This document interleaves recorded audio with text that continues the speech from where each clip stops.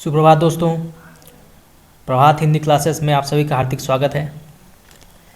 जैसे कि आप लोगों को मालूम होगा कि मैंने कल हिंदी साहित्य से जुड़े महत्वपूर्ण एमसीक्यूज कराए थे।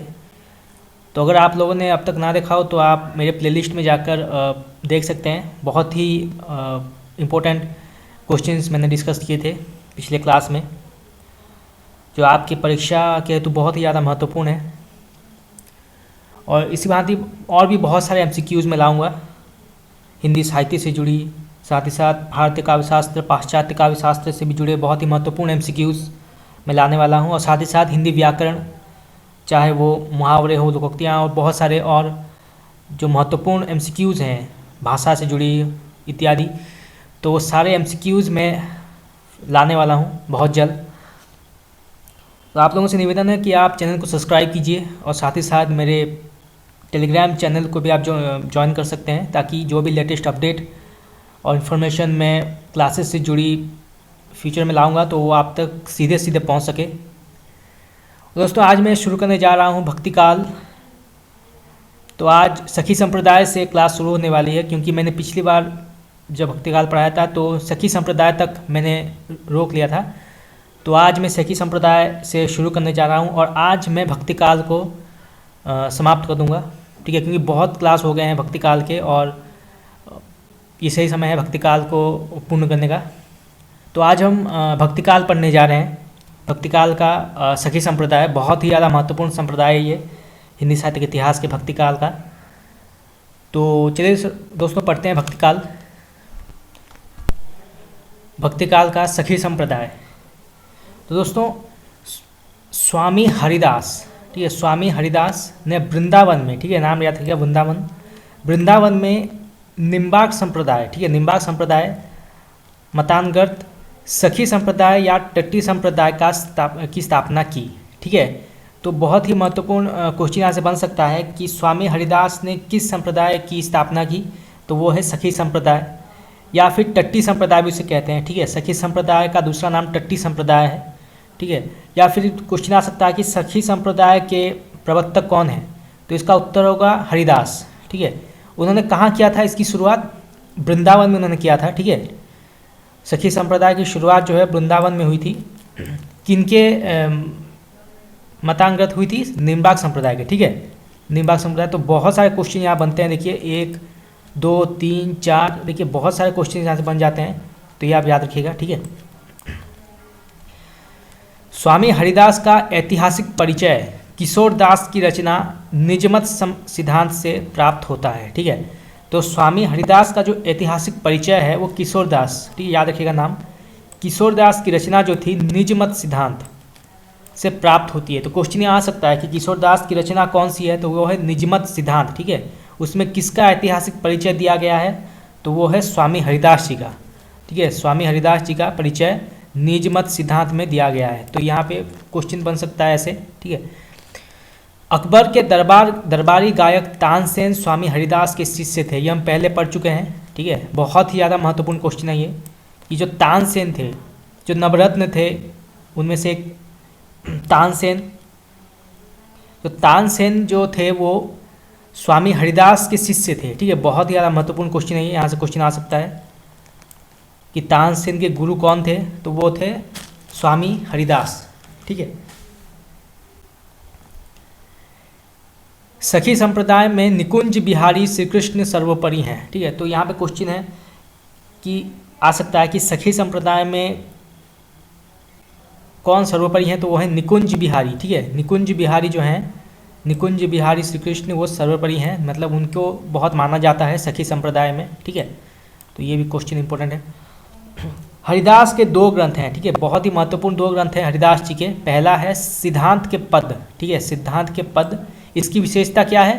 इसमें रूप और प्रेम का सिद्धांत है, ठीक है, बहुत ही महत्वपूर्ण। रूप और प्रेम, इन दोनों का सिद्धांत जो है वो सिद्धांत के पद में सम्मिलित किया गया है। इसके लेखक हरिदास जी हैं, ठीक है, क्वेश्चन आ सकता है ऐसे। और दूसरा उनका जो ग्रंथ है बहुत ही महत्वपूर्ण, वो है केलीमाला। ये एग्जाम में आता है, ठीक है दोस्तों, याद रखिएगा। ये जो ग्रंथ है ये आता है नॉर्मली कि केलीमाला के लेखक कौन है, तो वो है हरिदास, ठीक है। इसकी विशेषता क्या है?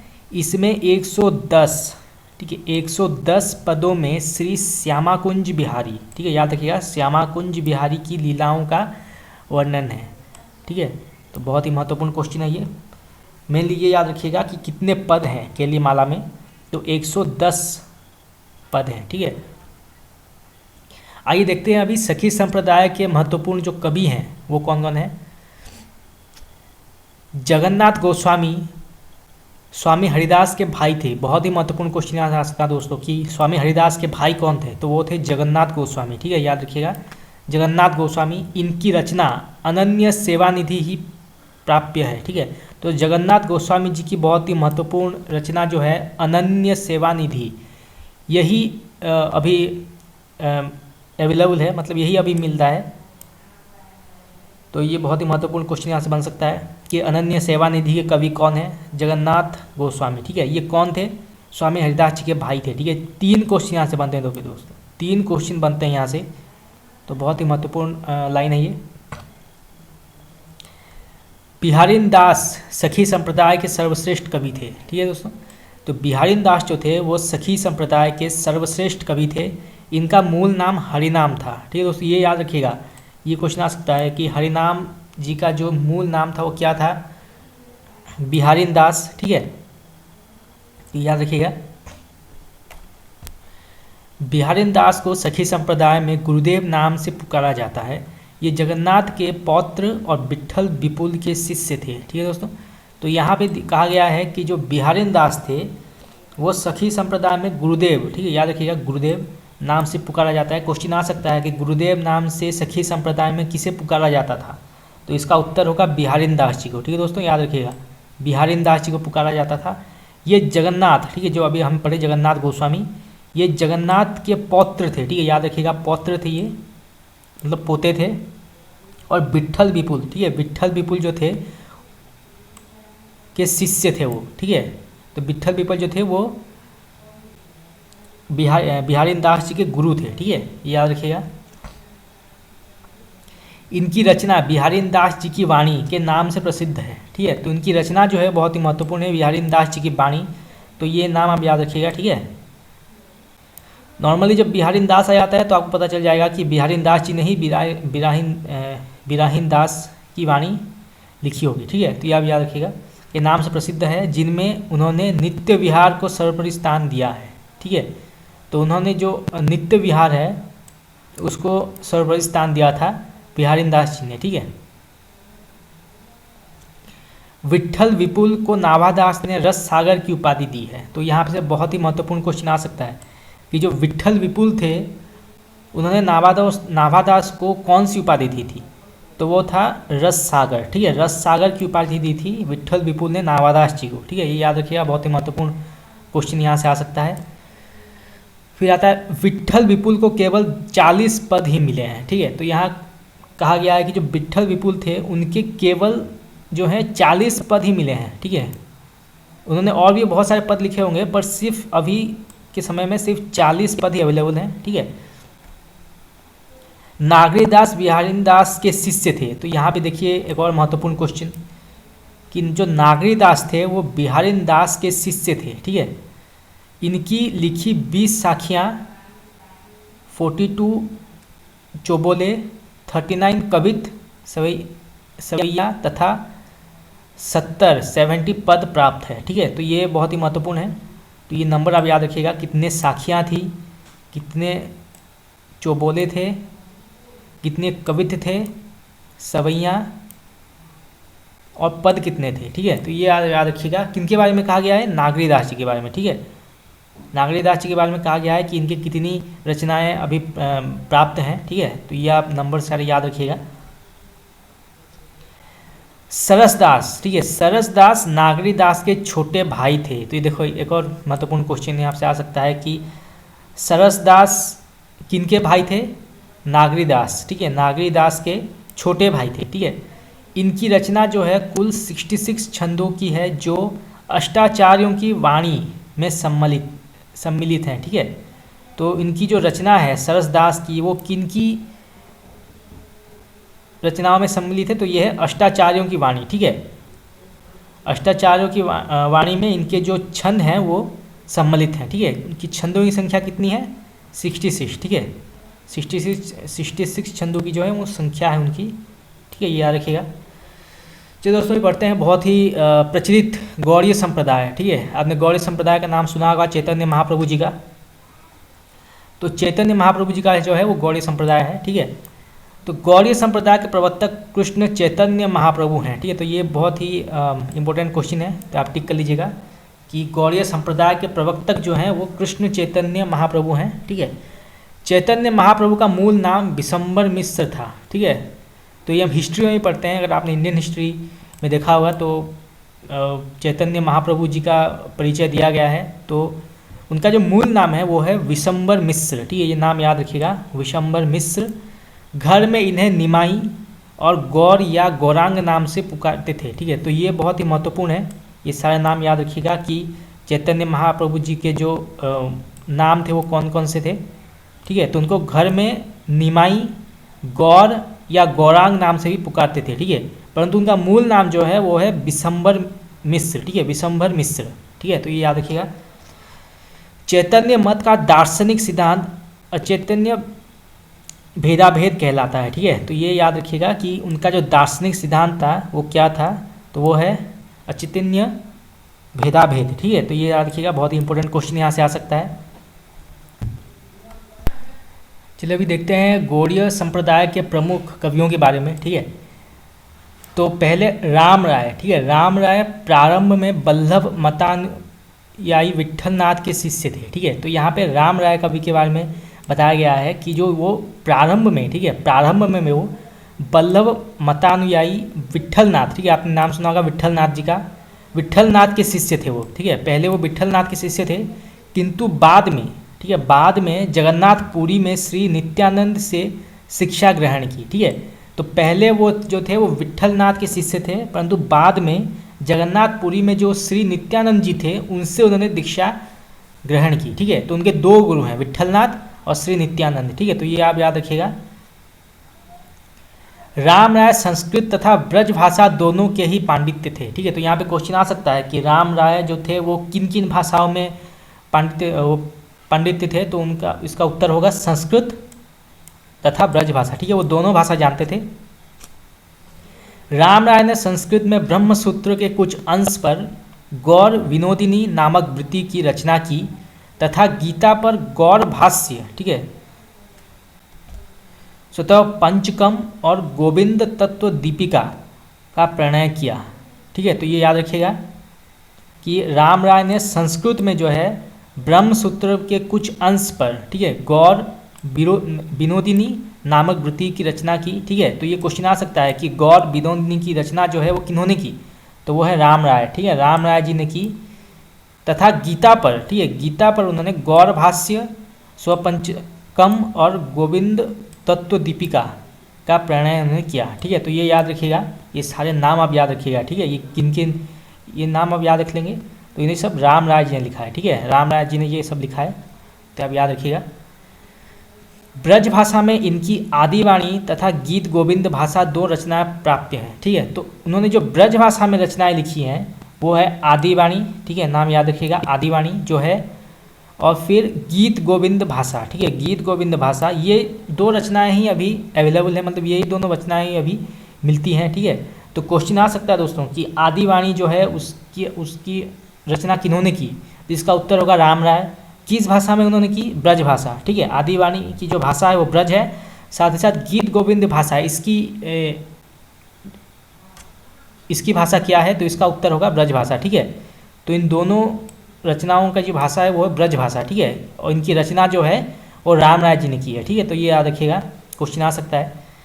मदन मोहन सूरदास अकबर के दीवान थे और संडीला में नियुक्त थे, ठीक है। तो दूसरे जो है वो मदन मोहन, ठीक है, मदन मोहन जो थे वो सूरदास अकबर के दीवान थे, ठीक है, वो दीवान थे, और संडीला, ठीक है, संडीला एक जगह है वहाँ पे नियुक्त थे वो, ठीक है, जो दीवान वो थे वो संडीला नामक जगह पर दीवान के रूप में नियुक्त थे, ठीक है, मदन मोहन जी। एक और बहुत ही महत्वपूर्ण कवि हैं। बाबा कृष्णदास ने इनके 105 पदों का सहृदय बानी शीर्षक से संग्रह किया है, ठीक है। तो जो बाबा कृष्णदास थे, ठीक है,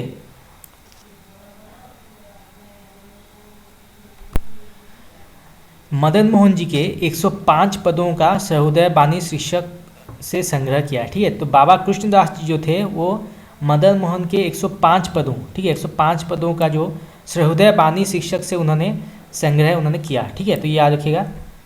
गदाधर भट्ट ब्रजभाषा के सुप्रसिद्ध कवि तथा भागवत के अद्वितीय वक्ता थे। तो ठीक है, तो दोस्तों यहाँ पे क्वेश्चन आ सकता है कि गदाधर भट्ट जो थे वो कौन से भाषा के सुप्रसिद्ध कवि थे, तो इसका उत्तर होगा ब्रजभाषा। ठीक है, ब्रजभाषा के बहुत ही सुप्रसिद्ध कवि थे तथा उन्होंने भागवत के अद्वितीय वक्ता थे। ठीक है, तो यहाँ पे एक और क्वेश्चन आ सकता है कि भागवत के अद्वितीय वक्ता कौन माने जाते हैं, तो इसका उत्तर होगा गदाधर भट्ट। ठीक है, तो यहाँ पे देखिए 2 क्वेश्चन बनते हैं। ठीक है, 2 क्वेश्चन यहाँ से बन जाते हैं, तो याद रखिएगा। गदाधर भट्ट रघुनाथ भट्ट गोस्वामी के शिष्य थे। ठीक है, तो ये क्वेश्चन आ सकता है कि गदाधर भट्ट के गुरु कौन थे, तो इसका उत्तर होगा रघुनाथ भट्ट गोस्वामी। ठीक है, तो ये नाम याद रखिएगा, रघुनाथ भट्ट गोस्वामी। ठीक है, तो ये बहुत ही महत्वपूर्ण क्वेश्चन यहाँ से आ सकता है MCQ एग्जाम में। ठीक है, चंद्रगोपाल राम राय के अनुज थे। ठीक है, बहुत ही महत्वपूर्ण क्वेश्चन यहाँ से आ सकता है कि चंद्रधर गोपाल जो थे वो किनके अनुज थे, तो वो हैं राम राय। ठीक है, राम राय जी के अनुज थे चंद्रगोपाल, उनके भाई थे। इन्होंने संस्कृत तथा ब्रज दोनों भाषाओं में ग्रंथ लिखा है। ठीक है, तो चंद्रगोपाल जी ने ना ही सिर्फ संस्कृत भाषा में बल्कि ब्रज भाषा, इन दोनों भाषाओं में उन्होंने ग्रंथ लिखे हैं जो नीचे दिए गए हैं। देखिए उन्होंने ब्रज भाषा में कौन कौन से ग्रंथ लिखे हैं, तो इसका पहला जो आंसर है वो है चंद्र 84। ठीक है, चंद्र 84 को उन्होंने ब्रज भाषा में लिखा है। गौरांग अष्टयाम, ठीक है, गौरांग अष्टयाम को उन्होंने लिखा है ब्रज भाषा में। अष्टयाम सेवा सुधा, ठीक है, अष्टयाम सेवा सुधा भी जो है उन्होंने ब्रज भाषा में लिखा है चंद्रगोपाल जी ने। ऋतु विहार भी लिखा है और राधा विरह। ठीक है, तो ये जो 5 है ये पांचों को इन्होंने ब्रज भाषा में लिखा है, इन्होंने चंद्रगोपाल जी ने। ठीक है, और फिर जो संस्कृत है इसमें इन्होंने सिर्फ 3, ठीक है, सिर्फ 3 ग्रंथ लिखे हैं। पहला है श्री राधा माधव भाष्य। ठीक है, बहुत ही महत्वपूर्ण, श्री राधा माधव भाष्य। दूसरा है गायत्री भाष्य। ठीक है, और तीसरा है श्री राधा माधवाष्टक। ठीक है, बहुत ही महत्वपूर्ण।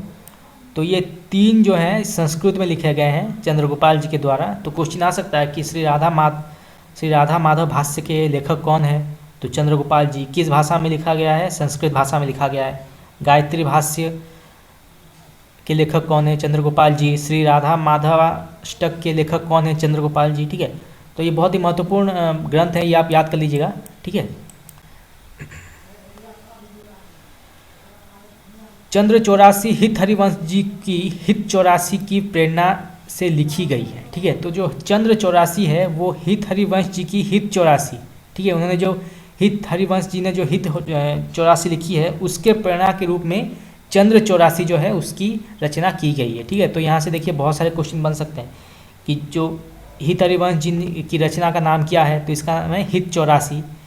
कौन सी रचना को हित 84 के प्रेरणा के रूप में लिखा गया है, तो वो है चंद्र 84। ठीक है, तो 3 क्वेश्चन यहाँ से बन जाते हैं, 3 क्वेश्चन बनते हैं यहाँ से, तो ये आप याद रखिएगा। ठीक है, गौरांग अष्टयाम में चैतन्य महाप्रभु की अष्टयाम सेवा का वर्णन है। ठीक है, तो जो गौरांग अष्टयाम है इसमें चैतन्य महाप्रभु की अष्टयाम सेवा का जो है वो वर्णन किया गया है। ठीक है, बहुत ही महत्वपूर्ण ग्रंथ है ये, याद रखिएगा। यहाँ से क्वेश्चन आ सकता है कि चैतन्य महाप्रभु की अष्टयाम सेवा का वर्णन किस रचना में किया गया है, तो इसका उत्तर होगा गौरांग अष्टयाम। ठीक है, माधवादास माधुरी वृंदावनवासी खत्री थे। ठीक है, तो माधवादास माधुरी जो थे वो वृंदावनवासी थे। ठीक है, और खत्री थे वो। इनकी प्रमुख रचनाएं जो है वो इस प्रकार नीचे दिए गए हैं। केली माधुरी, ठीक है, ये दोस्तों ये क्वेश्चन आ सकता है, क्वेश्चन आता है, ये महत्वपूर्ण ग्रंथ है ये। ठीक है, ये 1630 ईस्वी में लिखी गई थी। दूसरा है वंशीबट माधुरी। ठीक है, वंशीबट माधुरी, तो ये 1642 में लिखी गई थी। ठीक है, और वृंदावन माधुरी, ठीक है, वृंदावन माधुरी ये भी 1642 में लिखी गई थी। तो देखिए दोस्तों यहाँ पे माधुरी शब्द आ जाता है ना, माधुरी, देखिए केली माधुरी, वंशीवट माधुरी, वृंदावन माधुरी, तो आप जान लीजिएगा कि ये माधवदास माधुरी जी ने लिखा है। ठीक है, माधवदास माधुरी जी ने ही ये लिखा है, ये आप टिक कर लीजिएगा। ठीक है, तो उन्होंने 3 बहुत ही प्रमुख ग्रंथ की रचना की है। ठीक है, तो याद रखिएगा, मेनली केली माधुरी जो है ये एग्जाम में आ जाता है। ठीक है, माधवदास की 3 रचनाओं का एक साथ संकलन श्री माधुरी वाणी नाम से किया गया है। बहुत ही महत्वपूर्ण क्वेश्चन है दोस्तों, याद रखिएगा कि श्री माधवदास की जो 3 रचनाएं हैं, इसका जो संकलन है वो श्री माधुरी वाणी, ठीक है, याद रखिएगा नाम श्री माधुरी वाणी नाम से किया गया है। बहुत ही महत्वपूर्ण क्वेश्चन यहाँ से आ सकता है, ठीक है। भागवत मुदित माधव मुदित के पुत्र तथा आगरा के सूबेदार शुजा के दीवान थे, ठीक है। तो जो भागवत मुदित थे, एक और बहुत ही महत्वपूर्ण कवि माधव मुदित के पुत्र थे, ठीक है। माधव मुदित थे उनके पुत्र थे भागवत मुदित, तो ये नाम याद रखिएगा। तथा आगरा के सूबेदार शुजा के दीवान थे, ठीक है। जो आगरा के सूबेदार थे शुजा, उनके दीवान थे भागवत मुदित, ठीक है। तो देखिए बहुत सारे क्वेश्चन यहाँ से बनते हैं कि भागवत मुदित किन के पुत्र थे, तो माधव मुदित के पुत्र थे, ठीक है। वो कहाँ के दीवान थे, तो वो आगरा के सूबेदार शुजा के दीवान थे, ठीक है। आगरा के सूबेदार शुजा के दीवान थे। इनकी एकमात्र रचना वृंदावन शत 1650 में इसका ये लिखा गया था, ठीक है। तो उनका एक ही मात्र रचना है, याद रखने में ज़्यादा आपको तकलीफ नहीं होगी। तो उनका सिर्फ एक ही रचना है वृंदावन शत, ठीक है। उन्होंने एक ही रचना लिखी है वृंदावन शत, जो 1650, ठीक है, 1650 में लिखी गई थी। तो ये आप याद रख लीजिएगा, ठीक है। वृंदावन शत, ठीक है, वृंदावन शत श्री प्रबोध चंद्र सरस्वती, ठीक है, नाम याद रखिएगा, ये प्रबोध चंद्र सरस्वती द्वारा रचित संस्कृत ग्रंथ वृंदावन महिमामृत का ब्रजा भाषानुवाद है, ठीक है। तो ये बहुत ही महत्वपूर्ण क्वेश्चन यहाँ से आ सकता है कि श्री प्रबोधानंद सरस्वती ने कौन से संस्कृत ग्रंथ की रचना की थी, तो इसका उत्तर होगा वृंदावन महिमामृत, ठीक है, वृंदावन महिमामृत। और जो संस्कृत ग्रंथ है वृंदावन महिमामृत, उसका भाषा अनुवाद जो है वो किस नाम से किया गया, इसका उत्तर होगा वृंदावन शत, ठीक है, वृंदावन शत। तो ये देखिए बहुत सारे क्वेश्चन यहाँ से बन सकते हैं, ठीक है। तो चलिए दोस्तों आगे पढ़ते हैं राधा वल्लभ संप्रदाय के बारे में, ठीक है। दोस्तों बहुत ही ज़्यादा महत्वपूर्ण संप्रदाय है ये भक्ति काल का। तो राधा वल्लभ संप्रदाय का प्रवर्तन जो है वो 1534 ईस्वी, ठीक है, ये डेट याद रखिएगा, 1534 ईस्वी में आचार्य हित हरिवंश ने वृंदावन में किया, ठीक है। दोस्तों यहाँ पे देखिए बहुत सारे क्वेश्चन बनते हैं कि राधा वल्लभ संप्रदाय के प्रवक्ता कौन है, हित हरिवंश। उन्होंने कहाँ से इसकी शुरुआत की, वृंदावन। कब शुरुआत की, 1534, ठीक है। तो यहाँ देखिए 3-4 क्वेश्चन यहाँ से बन जाते हैं, ठीक है, तो ये याद रखिएगा। श्री राधा वल्लभ संप्रदाय में राधा का स्थान सर्वोपरि है तथा इसमें तत्सुखी भाव को महत्व प्रदान किया गया है, ठीक है। तो जो राधा वल्लभ संप्रदाय है इसमें राधा, ठीक है, राधा जी का स्थान जो है वो सर्वोपरि माना गया है तथा इसमें तत्सुखी भाव, या ये याद रखिएगा दोस्तों, बहुत ही ज़्यादा महत्वपूर्ण है ये वर्ड आप याद रखिएगा। तत्सुखी भाव को बहुत ज़्यादा महत्व प्रदान किया गया है, ठीक है। तो क्वेश्चन आ सकता है दोस्तों कि तत्सुखी भाव को किस संप्रदाय में बहुत ज़्यादा महत्व दिया गया है, तो इसका उत्तर होगा राधा वल्लभ संप्रदाय में, ठीक है। राधा वल्लभ संप्रदाय में इसको बहुत ज़्यादा महत्व दिया गया है, ठीक है। हित हरिवंश का संक्षिप्त जीवन वृत्त अभी देखते हैं, ठीक है। तो जो हित हरिवंश की जो जीवन था, उनके परिवार में कौन कौन थे, उन सब के बारे में पढ़ते हैं। तो हित हरिवंश के माता का जो नाम था वो था तारावती, ठीक है दोस्तों, याद रखिएगा तारावती। और उनके पिता का नाम था केशव दास मिश्र, तो दोस्तों याद रखिएगा क्वेश्चन आ सकता है कि हित हरिवंश जी के माता का नाम क्या था, तो उनके माता का नाम था तारावती, ठीक है। उनके पिता का नाम था केशव दास मिश्र, ठीक है। उनके पत्नी का नाम था रुक्मिणी देवी, ठीक है, याद रखिएगा रुक्मिणी देवी। उनके जो ब्रज भाषा के ग्रंथ हैं वो इस प्रकार हैं, सिर्फ एक ही ग्रंथ है, इसका नाम है हित 84, बहुत ही ज़्यादा प्रसिद्ध है दोस्तों। ये जो ग्रंथ है बहुत ही ज़्यादा प्रसिद्ध है और एग्जाम में, प्रत्येक एग्जाम में ये आ जाता है, ठीक है, कि हित हरिवंश की ब्रज भाषा में जो ग्रंथ है उसका नाम क्या है, तो वो है हित 84, ठीक है। हित 84 उन्होंने ब्रज भाषा में लिखा है। और जो संस्कृत ग्रंथ है वो है राधा सुधा निधि, ठीक है, राधा सुधा निधि और यमुनाष्टक, ठीक है। बहुत ही ज़्यादा महत्वपूर्ण 2 ग्रंथ हैं इनके हित हरिवंश जी के। तो क्वेश्चन आ सकता है कि संस्कृत ग्रंथ की संख्या कितनी है हित हरिवंश जी की, तो वो है 2, ठीक है, राधा सुधा निधि और यमुनाष्टक, ठीक है। और ब्रज भाषा में जो ग्रंथ है उसकी संख्या है एक ही है, उन्होंने एक ही लिखा है जो है हित 84, ठीक है, हित 84 उन्होंने ब्रज भाषा में लिखा है, ठीक है। हित हरिवंश अपनी रचना की मधुरता के कारण श्री कृष्ण की बंसी के अवतार कहे जाते हैं। ये बहुत ही ज़्यादा महत्वपूर्ण क्वेश्चन आ सकता है दोस्तों, बहुत ही ज़्यादा महत्वपूर्ण लाइन है ये, कि हित हरिवंश की जो अपनी रचना की मधुरता के कारण, ठीक है, जो हित हरिवंश जी हैं उनको श्री कृष्ण की बंसी का अवतार भी कहा जाता है। ठीक है, उनके रचनाओं के कारण उनको श्री कृष्ण की बंसी का अवतार भी कहा जाता है। ऐसे क्वेश्चन आ जाते हैं दोस्तों कि कृष्ण जी की बंसी का अवतार किन्हें माना जाता है, तो इसका उत्तर होगा हित हरिवंश। ठीक है, हित हरिवंश जी को श्री कृष्ण की बंसी का अवतार माना जाता है। ठीक है दोस्तों, चलिए अभी देखते हैं राधा वल्लभ संप्रदाय के बहुत ही ज़्यादा प्रमुख और महत्वपूर्ण कवि। तो पहले आते हैं हरिराम व्यास। ठीक है, हरिराम व्यास वो ओरछा नरेश मधुकर शाह के राजगुरु थे। ठीक है, हरिराम व्यास जो थे वो ओरछा के जो नरेश थे, ओरछा के राजा मधुकर शाह, ठीक है, मधुकर शाह के राजगुरु थे। ठीक है, राजगुरु थे। हरिराम व्यास को वैष्णव भक्तों में वैशाख सखी, ठीक है दोस्तों, नाम याद रखिएगा, वैशाख सखी का अवतार माना जाता है। तो देखिए यहाँ से क्वेश्चन आ सकता है कि वैशाख सखी से कौन प्रसिद्ध हैं, तो इसका उत्तर होगा हरिराम व्यास। ठीक है, हरिराम व्यास। हरिराम व्यास की प्रमुख रचनाएं इस प्रकार हैं। ठीक है, उनकी दिए गए हैं उनके बहुत ही प्रमुख रचनाएं। पहला है व्यास वाणी। ठीक है, व्यास वाणी, इसकी जो संख्या है, पदों की संख्या वो है 758। ठीक है, 758, और दोहों की संख्या जो है वो है 148। ठीक है, 148 उनके दोहों की संख्या है, तो ये आप याद रखिएगा, बहुत ही महत्वपूर्ण है ये। दूसरा है रागमाला। ठीक है, रागमाला, इसकी जो दोहों की संख्या है वो है 604। ठीक है दोस्तों, 604, और इसकी विशेषता यह है कि ये एक संगीत शास्त्र है। ठीक है, रागमाला जो है वो एक संगीत शास्त्र है। फिर आता है नवरत्न। नवरत्न और स्वधर्म पद्धति। ठीक है, स्वधर्म पद्धति, ये जो है ये एक संस्कृत ग्रंथ है। ठीक है दोस्तों, ये याद रखिएगा, क्वेश्चन आ सकता है कि हरिव्यास जी का संस्कृत ग्रंथ कौन सा है, तो इसका उत्तर होगा नवरत्न और स्वधर्म पद्धति। ठीक है, तो ये तीन जो हैं वो हरिराम व्यास के बहुत ही महत्वपूर्ण रचनाएं हैं। ठीक है,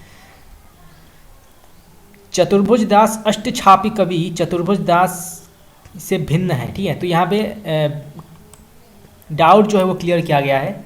दो चतुर्भुज दास हैं। ठीक है, दो चतुर्भुज दास हैं।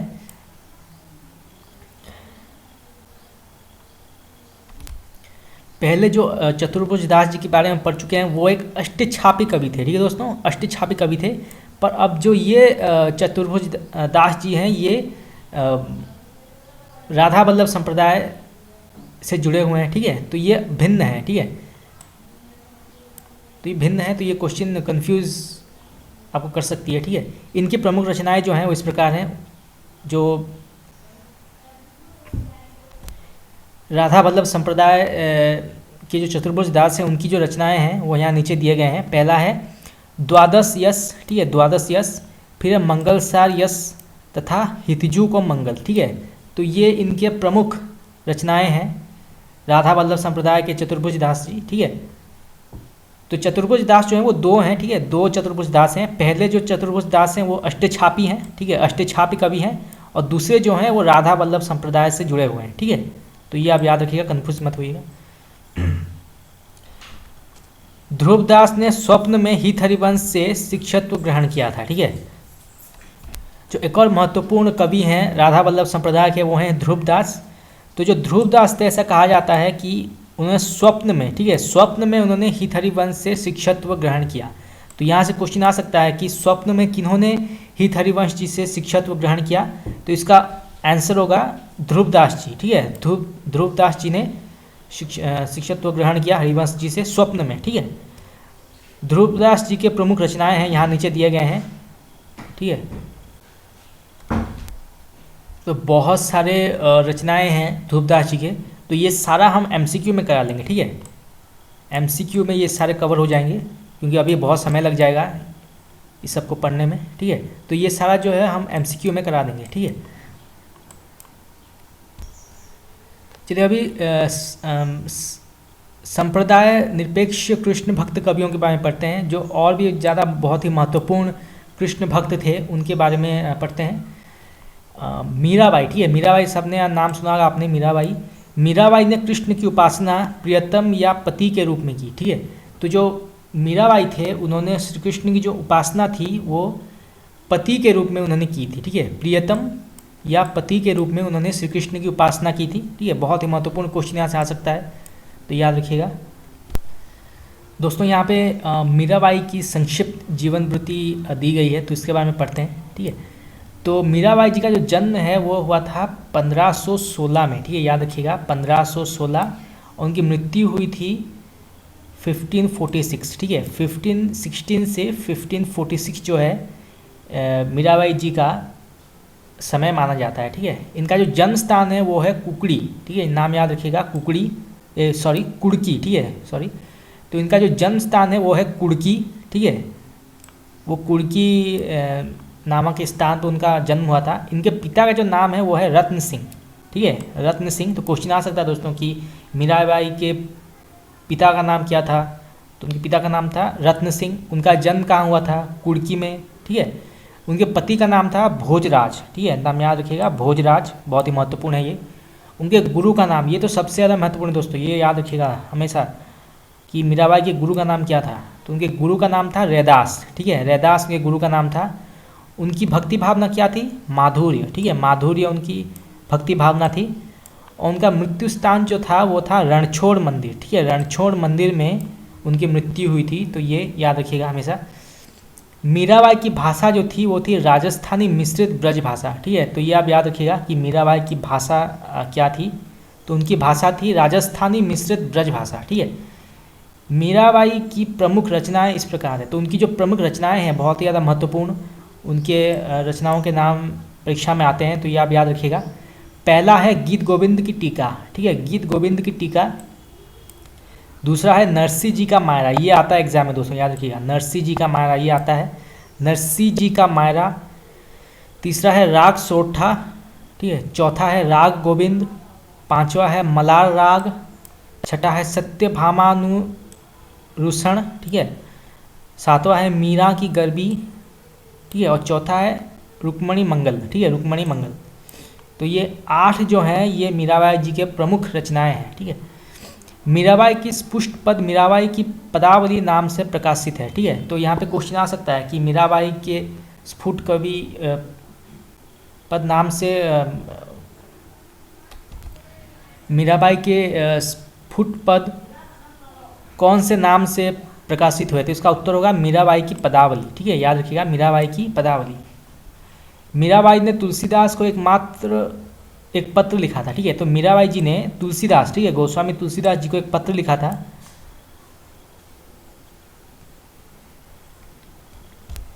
स्वती श्री तुलसी कुल भूषण दूषण हरण गोसाई, 12 बार प्रणाम करहूँ अब हरहू शोक समुठा ढाई। ठीक है, तो ये जो है ये मीराबाई जी ने लिखा था तुलसीदास जी को। तो ये याद रखिएगा, क्वेश्चन आ सकता है दोस्तों कि इस पंक्ति को किस कवयित्री ने लिखा है, तो इसका उत्तर होगा मीराबाई जी ने लिखा है। ठीक है, मीराबाई जी ने लिखा है इस पंक्ति को। ठीक है, रसखान। तो दोस्तों अभी रसखान के बारे में पढ़ते हैं, बहुत ही ज़्यादा महत्वपूर्ण है। कृष्ण भक्ति शाखा में रसखान जी का नाम ना ऐसा हो ही नहीं सकता। तो रसखान जी के बारे में पढ़ते हैं कि रसखान, जो रसखान थे उनका जो मूल नाम था वो था सैयद इब्राहिम। ये याद रखिएगा दोस्तों, सैयद इब्राहिम जो था उनका मूल नाम था। ठीक है, रसखान जी का। इनका जो जन्म है वो माना जाता है, ठीक है, अनुमान लगाया जाता है कि दिल्ली, ठीक है, दिल्ली में सन 1533, ठीक है, इस 1533 में, तथा उनकी मृत्यु जो है वो 1618, ठीक है, 1618 में उनकी मृत्यु हुई थी। ठीक है, ऐसा माना जाता है। ठीक है, सवैया छंद में कृष्ण लीला का गान करने वाले प्रथम कवि जो थे वो थे रसखान। ठीक है, तो जो सवैया छंद है, ठीक है, सवैया छंद याद रखिएगा, सवैया छंद में कृष्ण लीला का गान करने वाले प्रथम कवि कौन माने जाते हैं, ऐसा क्वेश्चन आ सकता है। तो इसका उत्तर होगा रसखान। ठीक है, रसखान जी सर्वप्रथम ऐसे कवि थे जिन्होंने सवैया छंद में कृष्ण लीला का गान किया था। ठीक है, आचार्य रामचंद्र शुक्ल जी ने लिखा है, और कृष्ण भक्तों के समान इन्होंने गीति काव्य का आश्रय न लेकर कवित सवैयों में अपने सच्चे प्रेम की व्यंजना की है। ठीक है, तो यहाँ आचार्य रामचंद्र शुक्ल जी ने रसखान जी की प्रशंसा की है और उनकी प्रशंसा करते हुए उन्होंने कहा है कि और कृष्ण भक्तों के समान इन्होंने गीत काव्य का आश्रय ना लेकर कवित सवैयों में अपने सच्चे प्रेम की व्यंजना की है। ठीक है, तो ये क्वेश्चन आ सकता है कि ये जो पंक्ति है ये किन्होंने लिखा है, तो ये आचार्य रामचंद्र शुक्ल जी ने लिखा है। ठीक है, किनके किनके लिए उन्होंने लिखा है? रसखान जी के लिए। ठीक है, रसखान जी के लिए उन्होंने उनकी प्रशंसा करते हुए उन्होंने ये लिखा था। ठीक है, तो याद रखिएगा। सुजान जी की रसखान जी की प्रमुख काव्य कृतियाँ नीचे दिए गए हैं। ठीक है, तो उनका जो सबसे पहला और सबसे प्रसिद्ध काव्य कृति है वो है सुजान रसखान। ठीक है दोस्तों, याद रखिएगा, सुजान रसखान एग्जाम में आता है। सुजान रसखान 181 जो है वो संख्या है सवैया का। ठीक है, इसमें सवैया की जो संख्या है इस सुजान रसखान में वो है 181। ठीक है, इसमें 17 कवित्व भी सम्मिलित हैं। ठीक है, 12 दोहे हैं इसमें और 4 सोठा हैं। ठीक है, 4 सोठा हैं, तो उसकी कुल संख्या जो है सब कुछ मिलाकर 214 छंद हैं। ठीक है दोस्तों, याद रखिए कि ये क्वेश्चन आ सकता है कि सुजान रसखान में कुल छंदों की संख्या कितनी है, तो इसका उत्तर होगा 214 छंद। ठीक है, 214 छंद जो है इसकी कुल संख्या है। ठीक है, दूसरा है प्रेम वाटिका। ठीक है, प्रेम वाटिका इसकी जो संख्या है वो है 1614। 1614 में लिखा गया था ये। ठीक है, प्रेम वाटिका जो है वो 1614 में लिखा गया था।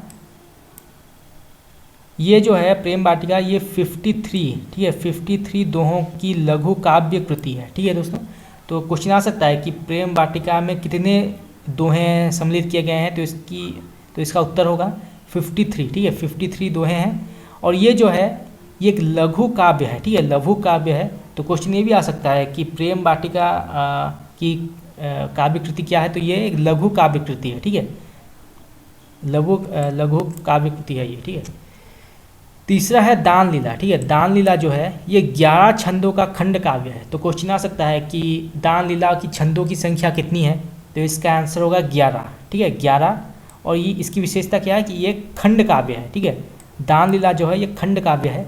और चौथा है अष्टयाम। ठीक है, अष्टयाम जो है कृष्ण की दिनचर्या का वर्णन इसमें किया गया है।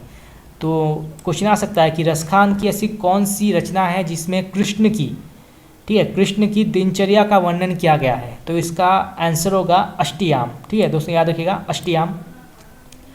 भारतेंदु हरिश्चंद्र बहुत ही ज़्यादा महत्वपूर्ण आधुनिक काल के लेखक हैं। उन्होंने लिखा है रसखान जी के बारे में, इस मुसलमान हरिजन पर केनिन हिंदू वारी। ठीक है, तो ये जो है ये भारतेंदु हरिश्चंद्र जी ने रसखान जी के बारे में लिखा है। तो ये क्वेश्चन आ सकता है कि ये जो पंक्ति है किसके लिए लिखा गया है, तो ये रसखान जी के बारे में लिखा गया है। किन्होंने लिखा है? भारतेंदु हरिश्चंद्र जी ने लिखा है। ठीक है दोस्तों, याद रखिएगा।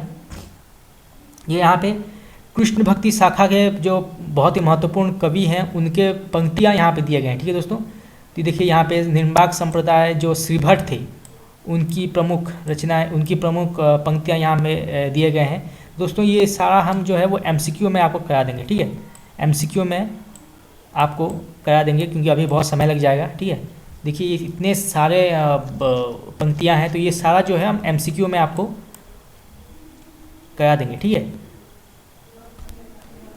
दोस्तों, इतने सारे यहाँ पे दिए गए हैं। देखिए यहाँ पे सूरदास बहुत ज़्यादा महत्वपूर्ण, सूरदास जी के पंक्तियाँ यहाँ पे दी गई हैं। ठीक है, तो ये सारा जो है हम MCQ में आपको करा देंगे। ठीक है,